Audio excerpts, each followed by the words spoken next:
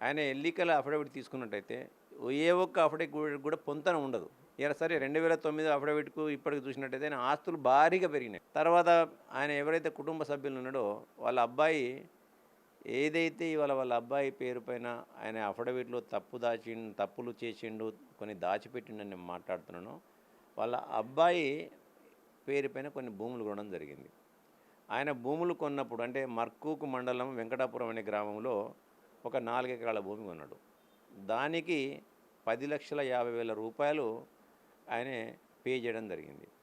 అంతేకాకుండా అదే ఎర్రవెల్లిలో 32 ఎకరాల భూమి కొన్నాడు ఇంచుమించు.